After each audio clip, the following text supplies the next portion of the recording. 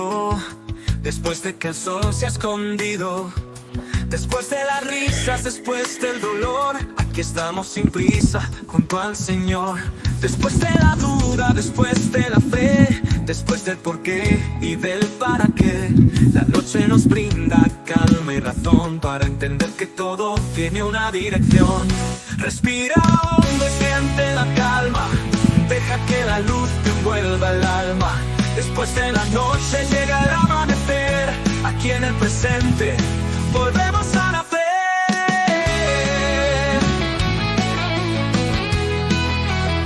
El gozo del Señor es nuestra fortaleza, susurra una voz que trae certeza. Cada respiro, cada instante fugaz es un regalo de amor, de vida y de paz. Después de la tormenta, después de la paz, el presente es un lienzo que puedes pintar. No es tarde, no hay fin, queda vivir. Con el corazón encendido puedes revivir. Respira hondo y siente la calma, deja que la luz te envuelva el alma. Después de la noche llega el amanecer, aquí en el presente volvemos a nacer.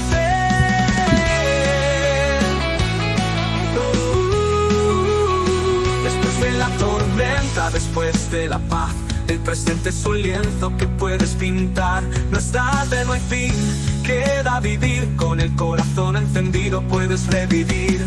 Respira hondo y siente la calma, deja que la luz te envuelva el alma. Después de la noche llega el amanecer, aquí en el presente volvemos a nacer. Después de todo, la vida es un don, un milagro que es nuestra bendición. Respira, sonríe, el alma despierta. El que vive en el presente, la felicidad lo cierta.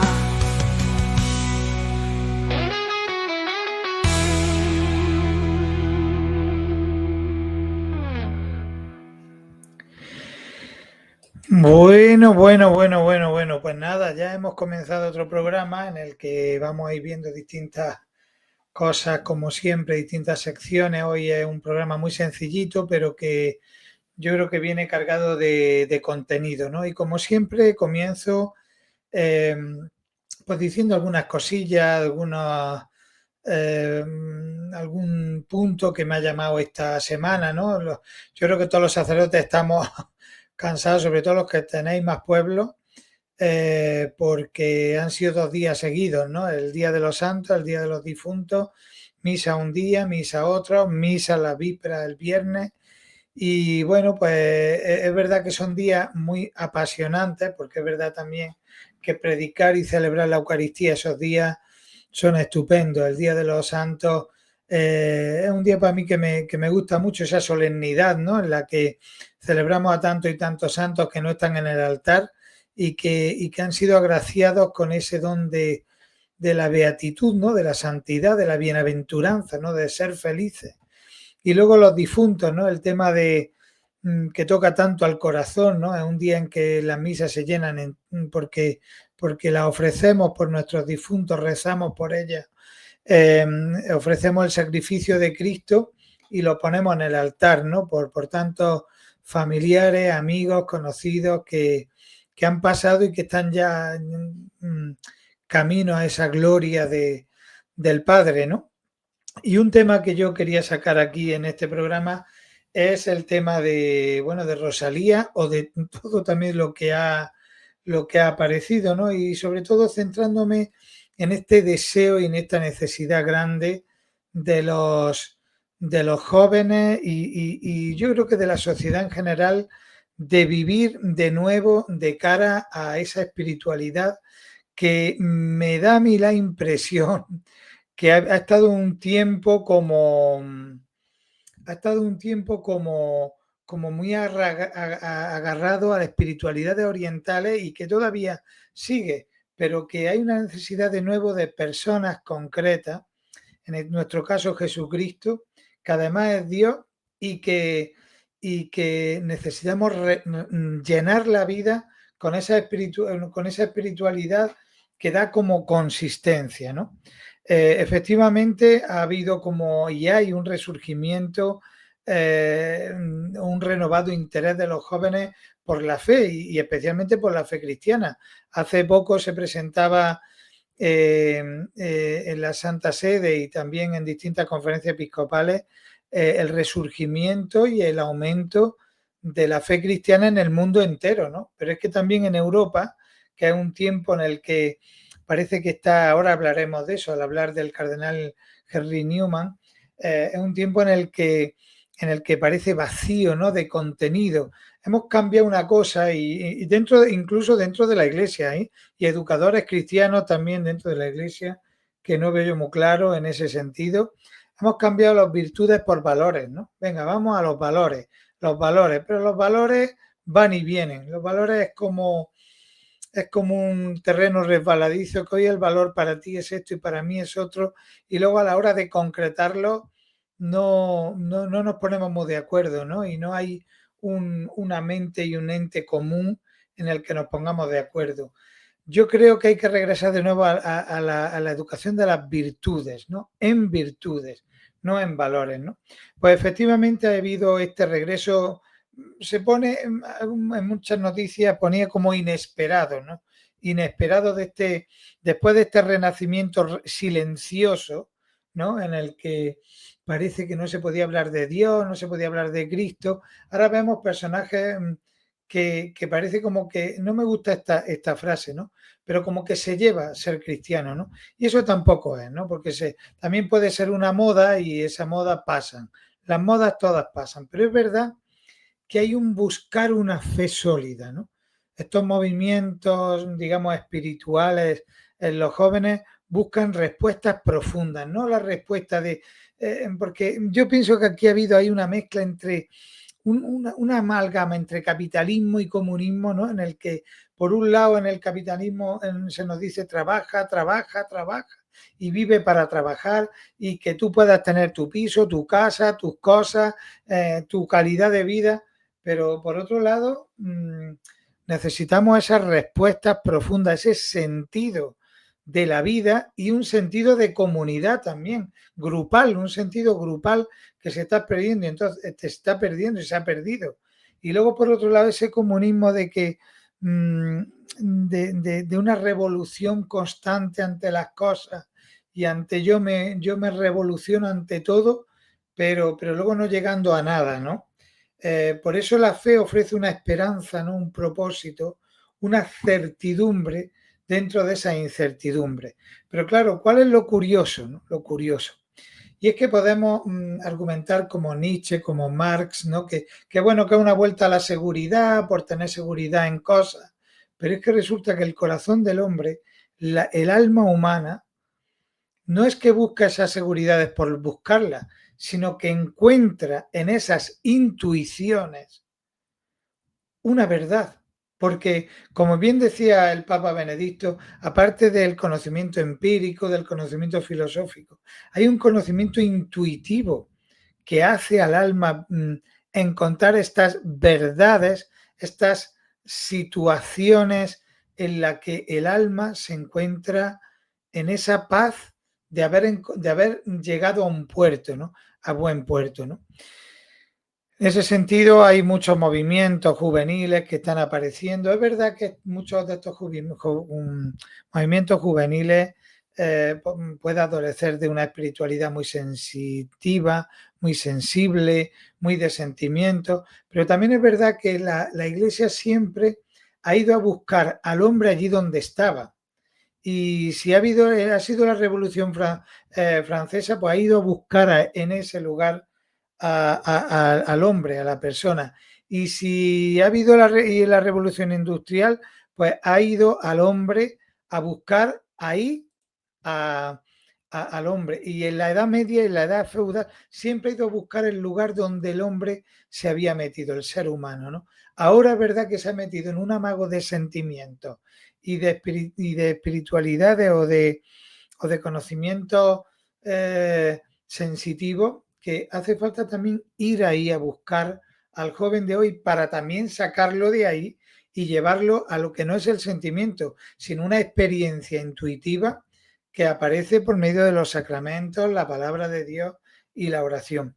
Pues bienvenido, puerta abierta a esas espiritualidades y a esos movimientos que nacen de jóvenes y que son para los jóvenes, ¿no?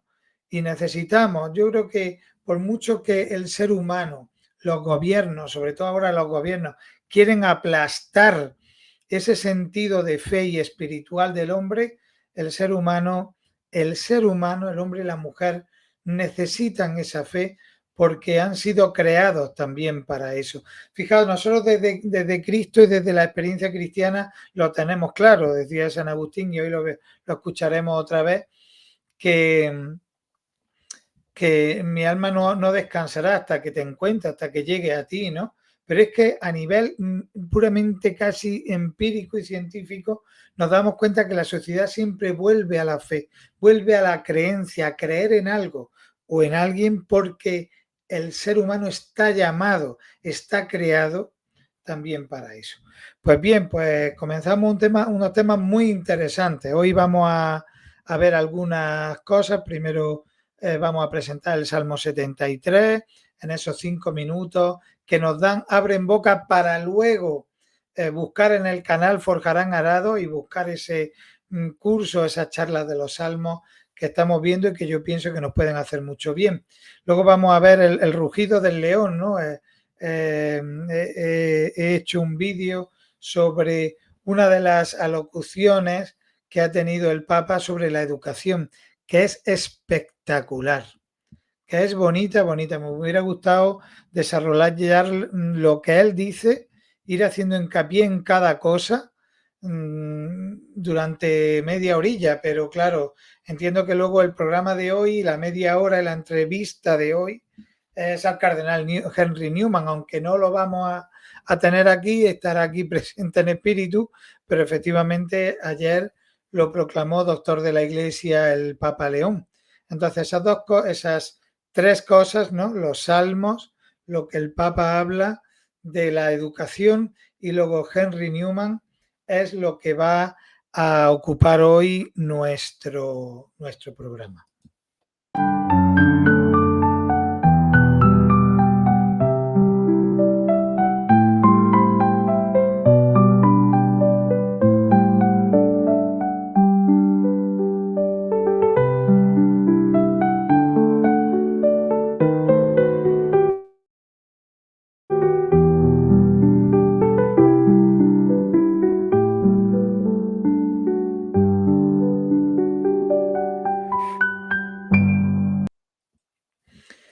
Pues bien. En relación al Papa, he hecho, lo hace la inteligencia artificial. Le dan los datos y él lo va haciendo. O ella lo va haciendo, como se llame o lo que sea. Entonces, es muy interesante este vídeo que viene a suplir todo lo que yo voy hablando del Papa en relación a esta locución sobre la educación que es, yo digo, bonita. Y resume muy bien este vídeo en 7 minutos lo que el Papa ha querido decir y por tanto, pues os lo dejo ahí para que lo disfrutéis. Hay discursos que marcan, y el último del Papa a los jóvenes es sin duda uno de ellos. Ha lanzado una idea, una visión potentísima, que cada persona es como una estrella, llamada a formar constelaciones que den sentido al mundo. Suena bien, ¿verdad? Pues vamos a ver qué hay detrás de este mensaje tan inspirador. Y todo arranca con esta frase que es, directa. Vivir sin fe no es vivir, sino ir tirando. Es de Pier Giorgio Frassati, un joven italiano que es, de hecho, santo. Y él es como el faro de todo el discurso, el modelo de cómo se vive con garra, con propósito. La idea es esa, ¿no? Que no hemos venido a este mundo para sobrevivir o ir tirando, como se suele decir, sino para vivir, con mayúsculas. El lema de Frassati, que es el que lo envuelve todo, es hacia lo alto. Es toda una declaración de intenciones, una invitación a no quedarse en la superficie, a no conformarse con lo fácil, con lo que está de moda. Es un grito a apuntar más alto, a soñar a lo grande, a pedirle más a la vida, vaya. Y aquí es donde el Papa pone toda la carne en el asador, por así decirlo. Lanza un reto enorme a los jóvenes de hoy, ser la generación plus. ¿Y qué es eso? Pues es un llamado a no ser meros espectadores de la historia, sino a ser los que añaden algo, los que dan ese empujón extra, ese plus que cambie las cosas para bien. Y ahora viene la metáfora central del discurso, que es, la verdad, una pasada. Imagina la educación como si fuera el cielo nocturno, el firmamento. La idea es que cada persona está llamada a ser una de esas estrellas, una luz que guía a la sociedad. Pero no solo sé. La clave es que juntos podemos formar constelaciones que nos den rumbo a todos. Claro, esta idea no sale de la chistera, tiene su base en algo que ya está en marcha, el Pacto Educativo Global. Es una iniciativa que busca ni más ni menos crear una alianza mundial por la educación. Y el objetivo es ese, que las nuevas generaciones dejen de ser simples receptoras de información para convertirse en protagonistas, en constructoras de un mundo ojalá más unido, más fraterno.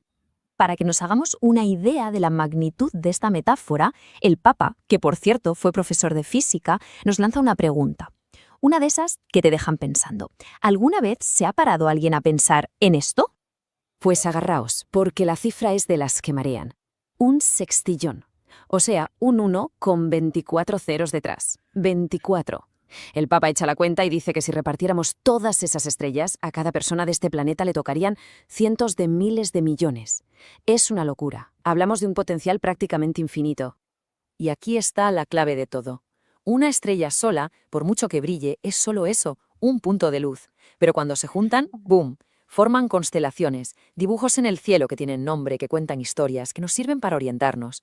Pues bien, la educación, según esta visión, es precisamente eso, el hilo invisible que une a las personas, las ideas, para crear estas constelaciones de sentido. Esto de guiarse por las estrellas obviamente no es nuevo. La humanidad lleva milenios mirando al cielo para saber a dónde ir. Pensemos en los marineros de antes con la estrella polar, o los pueblos polinesios cruzando océanos enteros, o incluso los Reyes Magos. Las estrellas siempre han sido nuestras guías, y lo que hace el Papa es traer esa sabiduría de siempre a nuestro mundo de hoy. Vale, muy bonito todo esto, pero ¿cómo se come? ¿Cómo lo aplicamos ahora? Pues el Papa lo aterriza en 3 desafíos modernos, 3 grandes retos, como si fueran 3 zonas oscuras del cielo de nuestro tiempo que necesitan urgentemente la luz de estas nuevas constelaciones para que sepamos por dónde tirar. Y aquí están, los 3 grandes frentes, las 3 fronteras que tenemos por delante. Primero, cuidar nuestra vida interior. Segundo, ponerle corazón al mundo digital. Y tercero, construir de una vez por todas una cultura de paz. Casi nada, ¿eh? Vamos con el primero. Educar la vida interior. Y esto, ojo, nace de una petición de los propios jóvenes. Es como si dijeran, oye, ayúdennos a mirar para adentro. Vivimos en un mundo que va a 1000, muy centrado en lo técnico, en el rendimiento, y a veces se nos olvida el corazón. Pues el reto es ese. Hacerle caso a esa inquietud que todos llevamos dentro, a ese run run, en vez de taparlo con ruido. Y para que se entienda bien de qué va esta búsqueda, el Papa recurre a una frase mítica de San Agustín. Nuestro corazón está inquieto hasta que descansa en ti. Lo resume todo. Educar la vida interior es entender que esa inquietud no es un fallo del sistema, es una brújula, una que nos dice, oye, ¿que hay algo más? No te conformes con menos. Segundo desafío. Este nos toca de lleno a todos los días, el mundo digital. Aquí la propuesta es ser los autores de nuestra propia historia en la red. Usar la tecnología, sí, claro, incluso la inteligencia artificial, pero con cabeza. Que no sea el algoritmo el que decida por nosotros qué pensamos, qué sentimos o qué hacemos. La disyuntiva es bastante clara, la verdad. Se puede ser un turista de la red, que es básicamente consumir contenido sin más, como quien mira un escaparate, atrapado en nuestra burbuja, o se puede ser un profeta en el mundo digital. O sea, pasar a la acción, crear, conectar, usar la tecnología para tender puentes con los demás, para construir algo real.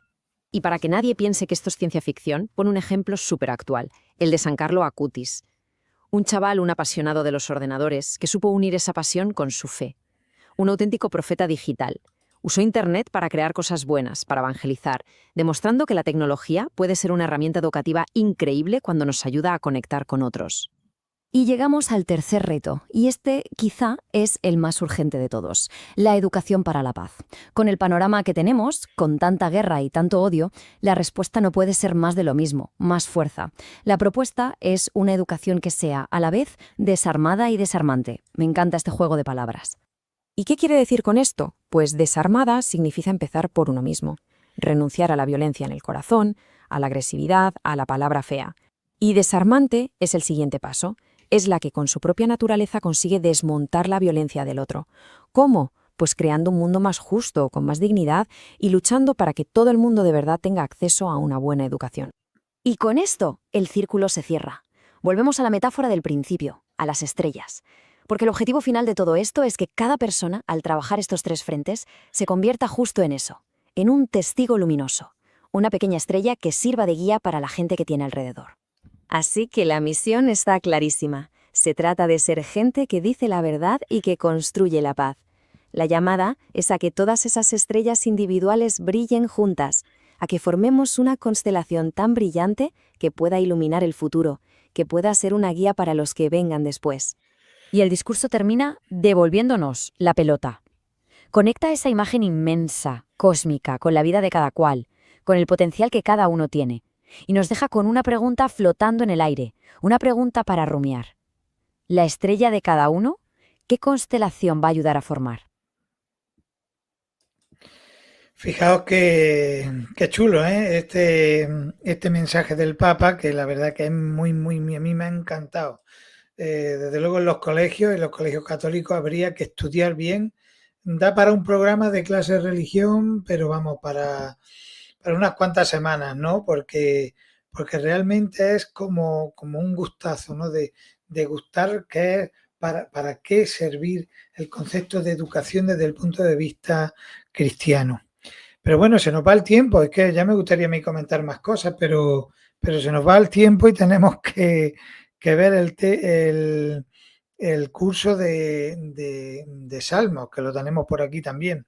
Así que vamos a escuchar este Salmo. Hoy toca el Salmo 73, precioso, también como Ángeles García González lo declama. Y bueno, pues vamos a ello.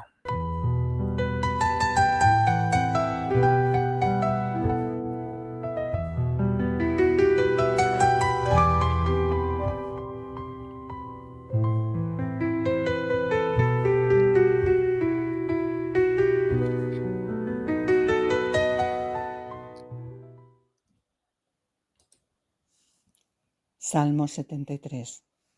Poema de Asaf. Porque, oh Dios, nos rechazas para siempre y está ardiendo tu cólera contra las ovejas de tu rebaño. Acuérdate de la comunidad que adquiriste desde antiguo, de la tribu que rescataste para posesión tuya, del monte Sión donde pusiste tu morada. Dirige tus pasos a estas ruinas sin remedio. El enemigo ha arrasado del todo el santuario. Rugían los agresores en medio de tu asamblea. Levantaron sus propios estandartes como quien se abre paso. Entre la espesa arboleda, todos juntos derribaron sus puertas. Las abatieron con hachas y mazas. Prendieron fuego a tu santuario. Derribaron y profanaron la morada de tu nombre. Pensaban, acabaremos con ellos, e incendiaron los templos de Dios en el país. Ya no vemos nuestros himnos, ni hay profeta. Nadie entre nosotros sabe hasta cuándo. ¿Hasta cuándo, oh Dios, nos va a afrentar el enemigo? ¿No cesará de despreciar tu nombre el adversario? ¿Por qué retraes tu mano izquierda y tienes tu derecha escondida en el pecho? Pero tú, Dios mío, eres rey desde siempre. Tú ganaste la victoria en medio de la tierra. Tú hendiste con fuerza el mar. Rompiste las cabezas del dragón marino. Tú aplastaste las cabezas del leviatán. Se lo echaste en pasto a las bestias del mar. Tú alambraste manantiales y torrentes. Tú secaste ríos inagotables. Tuyo es el día, tuya la noche. Tú colocaste la luna y el sol. Tú plantaste los linderos del orbe. Tú formaste el verano y el invierno. Tenlo en cuenta, Señor, que el enemigo te ultraja, que un pueblo insensato desprecia tu nombre. No entregues a los buitres la vida de tu tórtola, ni olvides sin remedio la vida de los pobres. Piensa en tu alianza, que los rincones del país están llenos de violencias, que el humilde no se marche defraudado, que pobres y afligidos alaben tu nombre. Levántate, oh Dios, defiende tu causa, recuerda los ultrajes continuos del insensato. No olvides las voces de tus enemigos, el tumulto creciente de los rebeldes contra ti. Este salmo realmente es una joya y a mí me ha ayudado mucho en los momentos de más hundimiento, de de no ver nada, este salmo es una preciosidad. Este salmo se divide en 3 partes, como lo habéis escuchado. La primera parte es el hecho. El hecho es, estoy cansado, estoy hecho polvo, te necesito a ti, Señor. El santuario quiere decir mi corazón está fatal. Esto al principio lo que se está viendo es un pueblo que está hundido, que los enemigos han entrado, que han destrozado su templo, que es el lugar de la presencia de Dios. Para nosotros espiritualmente es lo mismo, los enemigos externos o internos.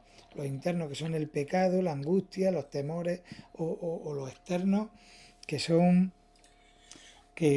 pues personas que te han hecho daño y que te han roto por dentro, ¿no? Pues frente a esa primera parte, que es una descripción preciosa, le está diciendo, oye, dirige tus pasos hacia aquí. Es que nos has rechazado, me siento abandonado hasta de ti, Señor. Pues después de esta primera parte viene esa segunda parte, que es el tú, ¿no? Tiene unas 10 o 11 veces el concepto de tú, porque tú has sido desde siempre, tú has ganado la victoria, tú has colocado el sol. O sea, frente a la creación, tú has puesto orden. Yo tengo un caos, pon orden tú aquí también. Frente a la historia de Israel, la historia de la salvación, tú has hecho una providencia. O sea, es muy bonito, ¿no? Porque es el poder sobre el caos en la creación y el poder de crear una historia con los acontecimientos que se convierten en providencia. Pues esta segunda parte del Salmo es un grito de tú eres así. Yo confío que tú eres así. Y por eso llega a la tercera parte del Salmo. Que la tercera parte del Salmo empieza con algo de tenlo en cuenta, Señor, que el enemigo te está ultrajando a ti.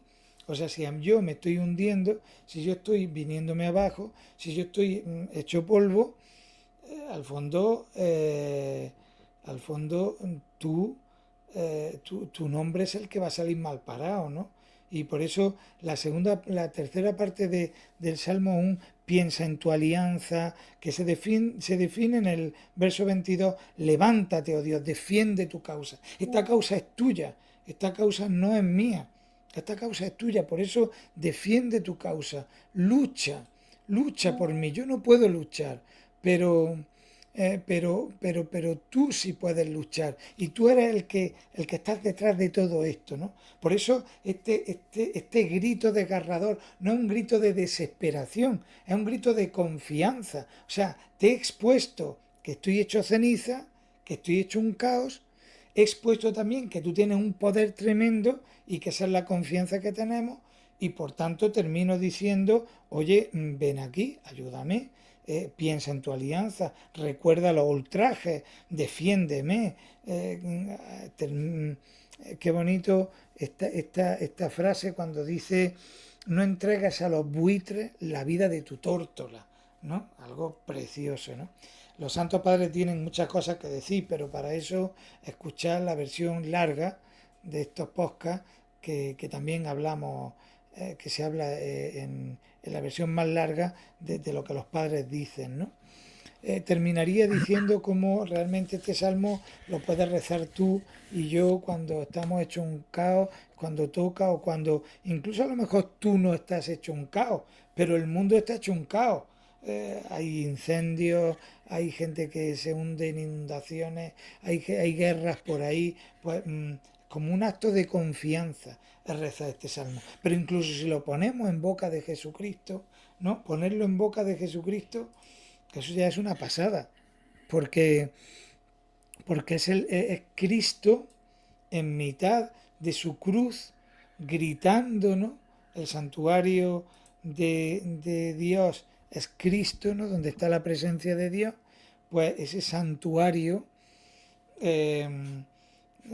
ha sido arrasado, lo vemos en la pasión hecho polvo, pero tú, Señor, tienes poder.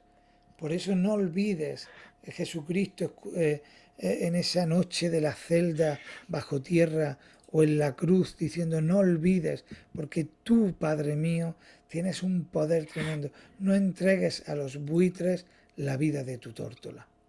Gloria al Padre, al Hijo y al Espíritu Santo, como era en el principio, ahora y siempre, por los siglos de los siglos. Amén.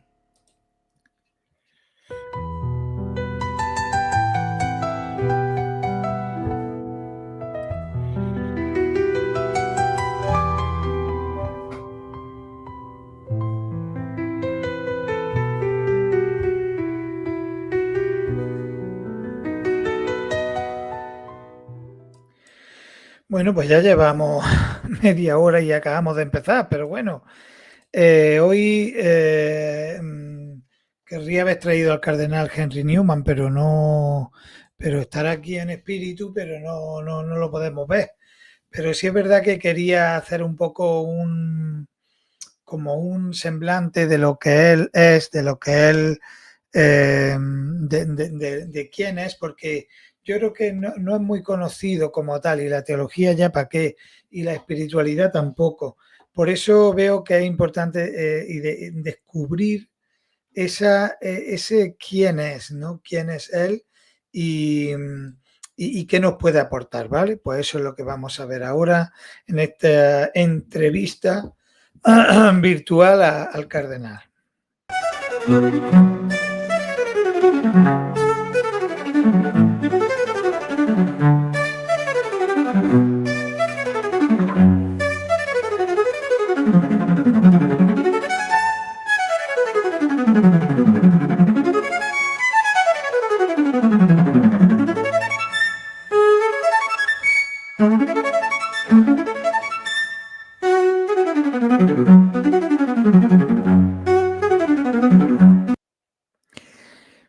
Bueno, pues nada, vamos a ver cómo decíamos, esta pequeña entrevista, ¿no? Esta más que entrevista, pues viendo el semblante del cardenal. Voy a ver si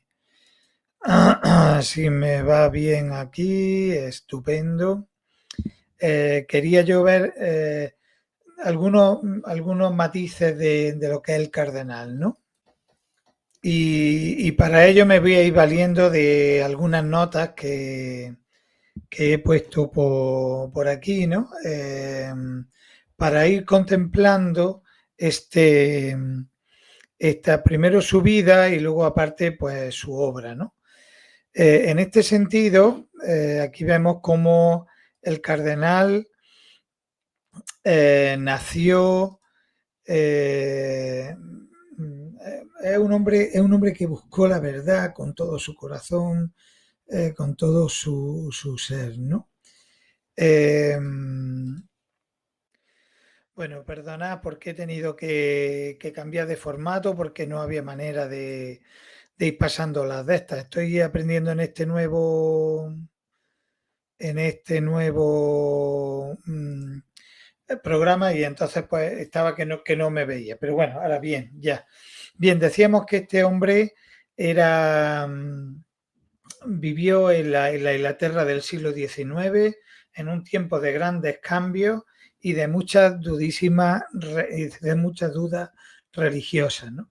En medio de ese mundo intelectual se atrevió a seguir la voz interior que le llamaba a la plenitud de la fe católica. Esto también pues es importante, ¿no? En ese sentido, ¿no? Nació, como bien decimos aquí, en 1801, fue un joven muy inteligente, apasionado por los libros y la música. Desde muy joven sintió que Dios le llamaba a servirle y se ordenó sacerdote anglicano. En Oxford donde enseñaba, se convirtió en una figura muy respetada por su inteligencia y también por su vida moral. Pero a medida que estudiaba la historia de la Iglesia y los escritos de los padres de la Iglesia, sobre todo San Agustín y San Atanasio, empezó a descubrir que la Iglesia Católica era la continuación fiel de la Iglesia primitiva. Claro, esta convicción le llevó, tras años de búsqueda interior y con muchas luchas interiores, a convertirse al catolicismo en el año 1845. Perdió su puesto, claro, perdió también sus amigos, perdió su seguridad, como cuando a Abraham le dice el Señor, sal de tu tierra, vete a una tierra que yo te mostraré, ¿no? Entonces, bueno, pierde un poco todo, pero ganó una cosa, que eso es lo que a él le ayudó muchísimo, que era la paz del alma. Él empezó a descubrir que tenía paz, que tenía mucha paz y le dolía muchísimo todos sus amigos. Imagínate ser sacerdote anglicano con todos tus compañeros, todos tus hermanos sacerdotes, con tu parroquia, y de pronto, pues claro, entró en un periodo de soledad, pero una paz tremenda. Más tarde fue ordenado sacerdote católico, fundó el oratorio de San Felipe Neri en Birmingham y en 1879 el Papa León XIII lo nombró cardenal. Él murió en 1890 y fue canonizado por el Papa Francisco en 2019. Seguimos avanzando, ¿no? En Oxford, Newman se pregunta qué significa realmente buscar la verdad. O sea, todos vamos buscando la verdad. Y él empieza a preguntarse. No se conformaba con creencias superficiales ni con un cristianismo cómodo. Para él, la fe debía estar unida a la razón y la verdad debía ser amada con el corazón. De hecho, su lema es: el corazón habla al corazón. O sea, como el mismo corazón habla al corazón. Con esas palabras quiso decir que la fe se transmite de persona a persona, de alma a alma, no solo con argumentos, sino también con amor, ¿no? Entonces, en ese sentido, y siguiendo pues toda esa dinámica, ¿no? Newman comprendió, leyendo, como decíamos antes, la historia de la Iglesia, que la Iglesia Católica era la misma que fundó Jesucristo y que la que conservaba íntegra la fe a través de los siglos era esta misma Iglesia, ¿no? Cuando decidió entrar en ella, no fue por moda ni por rebeldía, sino que porque su conciencia le decía: este es el camino de la verdad. Este es el camino de la verdad. Muchos lo criticaron, incluso sus antiguos compañeros, está claro, ¿no? Pero él respondió con serenidad y humildad, decía: Dios me ha creado para una misión. No puedo equivocarme si escucho su voz. Esa obediencia interior a su conciencia bien formada es una de las grandes lecciones de su vida, ¿no? Una de las grandes lecciones de su vida es seguir su conciencia. Y claro, en ese sentido necesitamos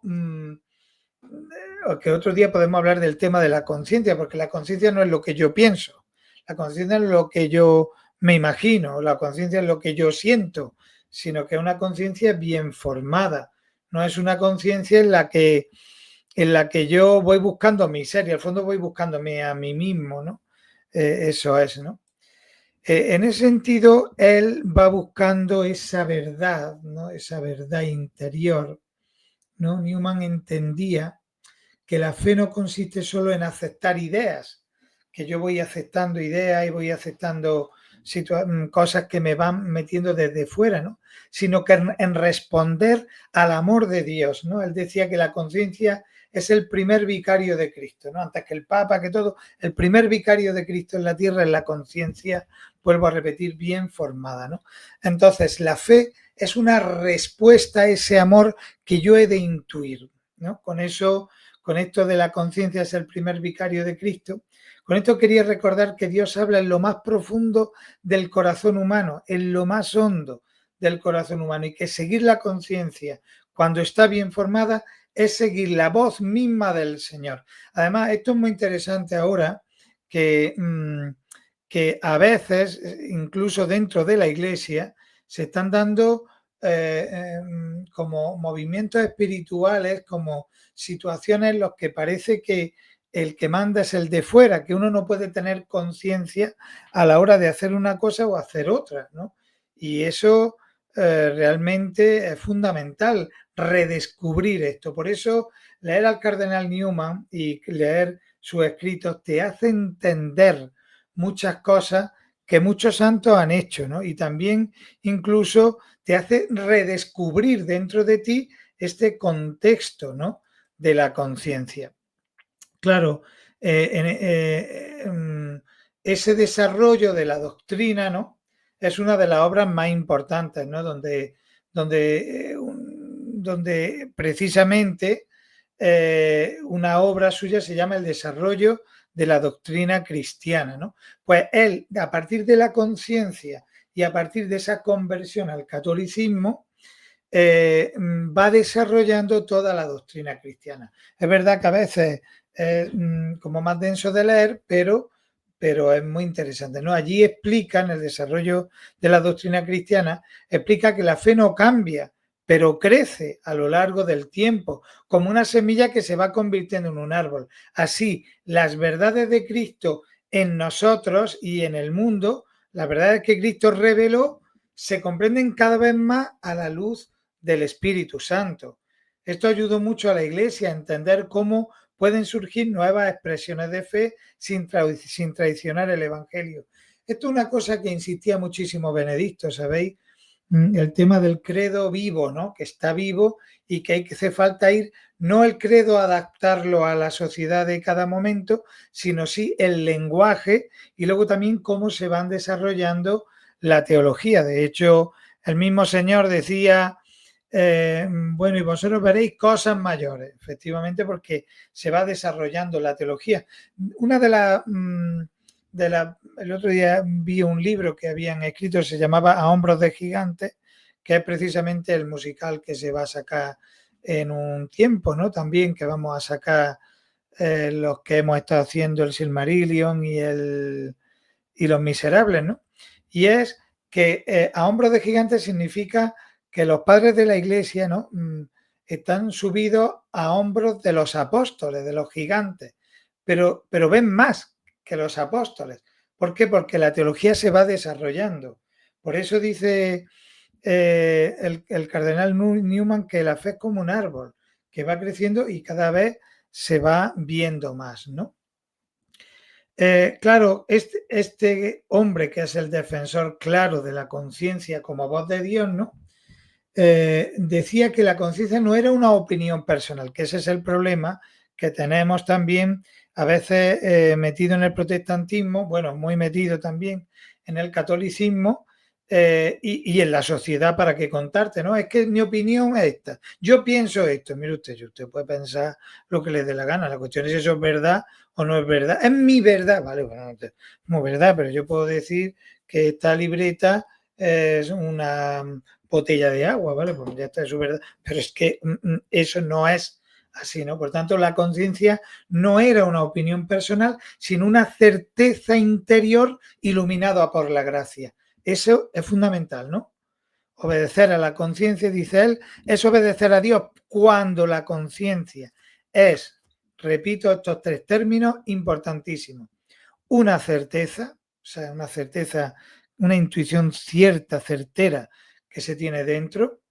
Por otro lado, es iluminada, o sea, no es algo que es producto de mi solo razonamiento, sino que hay una iluminación. ¿Por quién? Por la gracia. Como la gracia va iluminando eso. Su vida, precisamente, o sea, en la época en la que muchos seguían moda o que seguían el poder, Newman recordó que la verdadera libertad está en seguir a la verdad, a esa certeza iluminada por la gracia, a esa conciencia que hay en lo hondo, en lo más profundo del ser, ¿no? Su vida, de hecho, fue un ejemplo de coherencia, porque nunca sacrificó su fidelidad a Dios por agradar al mundo, por quedarse en un sitio y decir, bueno, yo ya estoy aquí, tengo la duda de que si la Iglesia Católica será... No, él fue siguiendo lo que realmente le iba dictando su conciencia, ¿no? Hay otro tema también importante, ¿no? Que es el tema de la idea de la universidad, ¿no? Newman fue un gran educador, ¿no? Un hombre que para el tema de la educación es muy interesante todavía.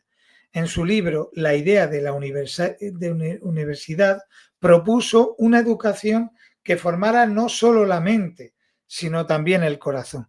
Mirad, esto es que yo lo veo, a mí es tan importante, porque ahora mismo el concepto de educación es a veces meter conceptos, meter valores,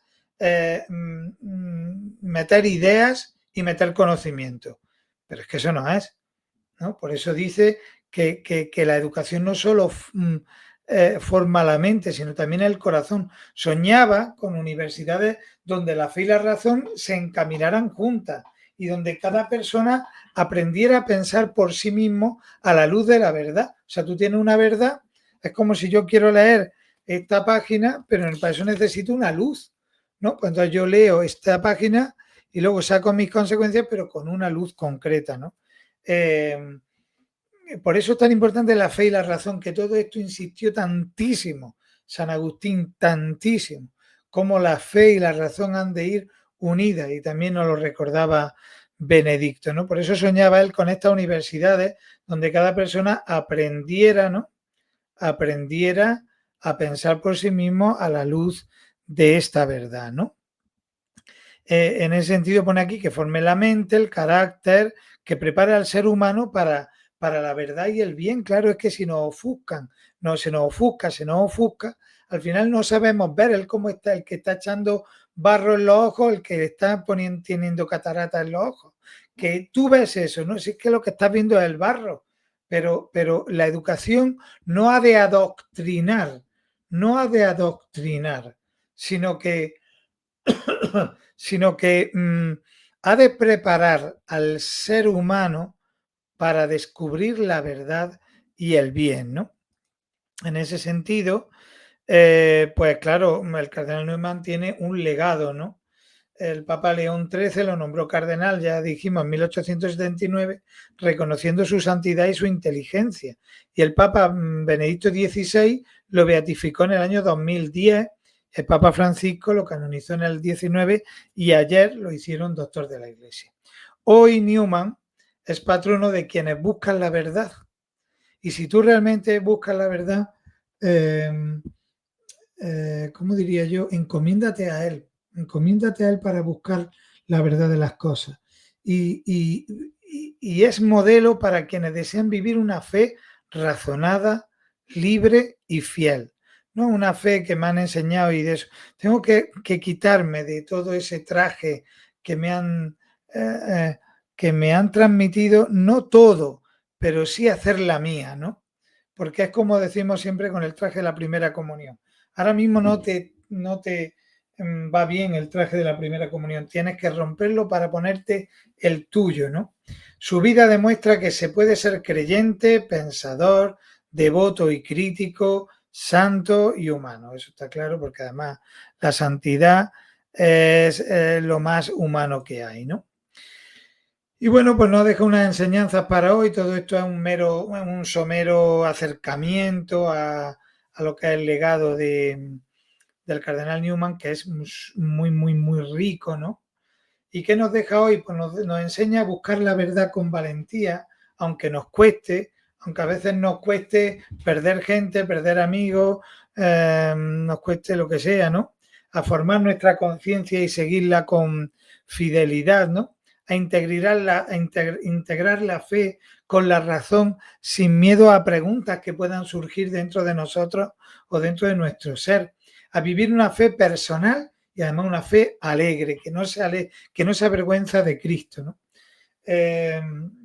Una fe alegre, ¿no? Eso es lo que también nos enseña el cardenal Newman.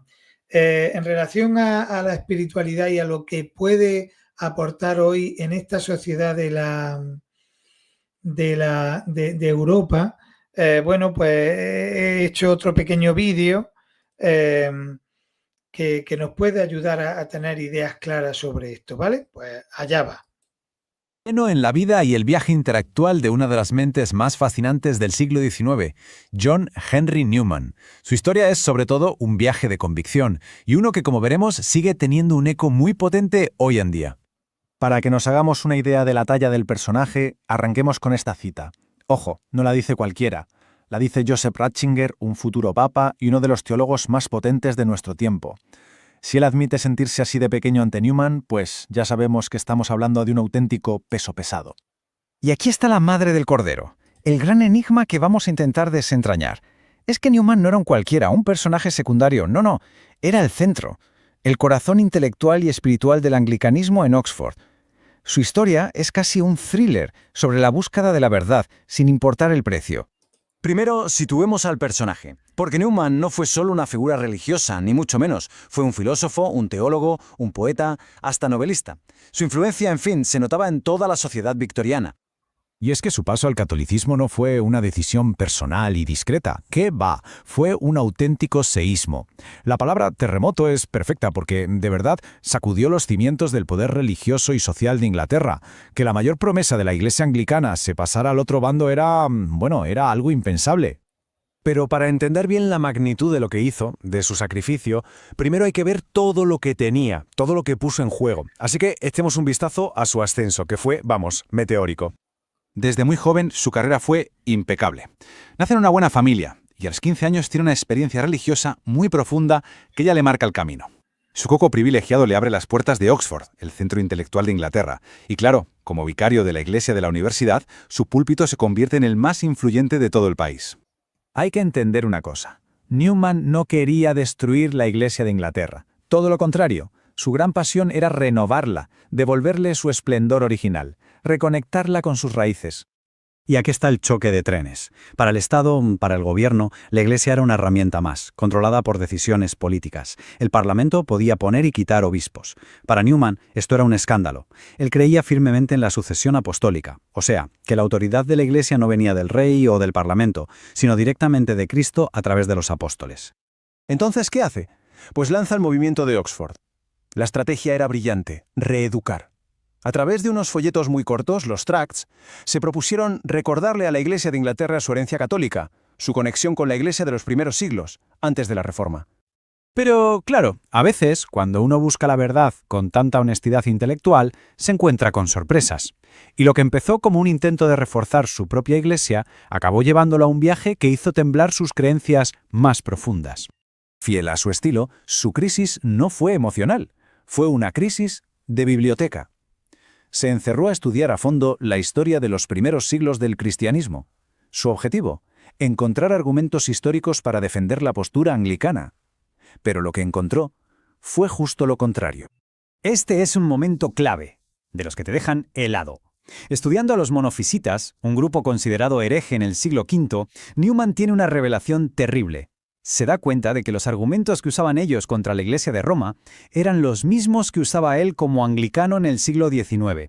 Su famosa vía media, su camino intermedio, de repente le pareció una simple repetición de una vieja herejía. Y por si fuera poco, se topa con esta frase de San Agustín, una frase que, según él mismo contó, le golpeó como un rayo.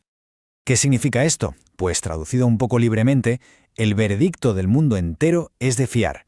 La idea de San Agustín es que el consenso de la Iglesia universal es una garantía de verdad. Para Newman, esto fue demoledor. Si la inmensa mayoría de la cristiandad, con Roma a la cabeza, decía una cosa, ¿cómo podía su pequeña Iglesia de Inglaterra, aislada, pretender tener la razón en solitario? Pues este es el dilema que le parte por la mitad. Imagina la situación. Toda la base sobre la que has construido tu vida intelectual y espiritual, de repente se desmorona bajo el peso de la historia que tú mismo has estudiado. El resultado de esta crisis fue un proceso larguísimo y muy doloroso, un proceso que terminó con una de las decisiones más impactantes de la historia religiosa de Inglaterra. Es que el coste personal fue brutal. Hay que pararse a pensar en todo lo que dejó atrás. Su carrera en Oxford, su estatus social, amistades de toda una vida, hasta la paz con su propia familia. Estaba abandonando el centro del poder para unirse a una minoría que en la Inglaterra de la época estaba marginada y a menudo era despreciada. Y así llegamos a la fecha clave. El 9 de octubre de 1845, después de años de agonía intelectual y de mucha oración, John Henry Newman fue recibido en la Iglesia Católica. El terremoto por fin había ocurrido. Lo más irónico de todo es esta frase suya, porque su conversión no la provocaron los católicos de su tiempo, que de hecho no le impresionaban mucho. No, fue la pura lógica, la razón y el estudio riguroso. Fue su búsqueda honesta de la verdad en los pasillos de Oxford lo que, paradójicamente, lo llevó a salir de la Iglesia de Inglaterra. Pero la historia de Newman no acaba con su conversión. ¿Qué va? En muchos sentidos, ahí es donde empieza el segundo acto, un legado que a día de hoy sigue brillando con una fuerza increíble. Su impacto posterior fue enorme. Lo nombraron cardenal. Sus ideas teológicas, muy adelantadas a su tiempo, acabaron influyendo en el Concilio Vaticano II, casi un siglo después. Su ejemplo inspiró a un montón de intelectuales británicos a convertirse, incluyendo a gente como Tolkien o Chesterton, y finalmente fue canonizado, un reconocimiento universal. Y si tuviéramos que resumir la gran batalla intelectual de su vida, sería esta: la lucha contra lo que él llamaba el liberalismo en la religión. Ojo, no se refiere a política, se refiere a la idea de que la verdad religiosa es algo subjetivo, que da igual una cosa que otra, que todas las opiniones valen lo mismo. Para él, la verdad era algo real, objetivo, algo por lo que merecía la pena buscar y luchar hasta el final. Y esta es la pregunta que su vida nos deja flotando en el aire. En una cultura que a menudo valora más la opinión que la verdad, la historia de Newman es un recordatorio muy potente.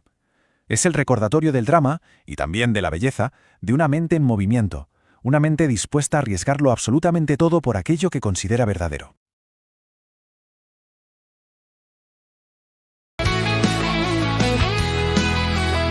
Después de todo el ajetreo y el ruido, después de que el sol se ha escondido, después de las risas, después del dolor, aquí estamos sin prisa, junto al Señor.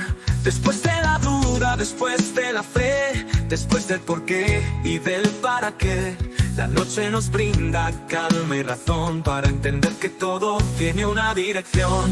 Respira hondo y siente la calma, deja que la luz te envuelva el alma. Después de la noche llega el amanecer, aquí en el presente. Parece que se me había ido la voz, pero bueno. El gozo del Señor es nuestra fortaleza, susurra una voz que trae certeza. Cada respiro, cada instante fugaz es un regalo de amor, de vida y de paz. Después de la tormenta, después de la paz, el presente es un lienzo que puedes pintar. No es tarde, no hay fin, queda vivir. Con el corazón encendido puedes revivir. Respira hondo y siente la calma, deja que la luz te envuelva el alma. Después de la noche llega el amanecer, aquí en el presente volvemos a nacer. Bueno, que no me despedí yo, que disfrutéis de la vida, ¿vale? Que esta semana lo paséis bien, que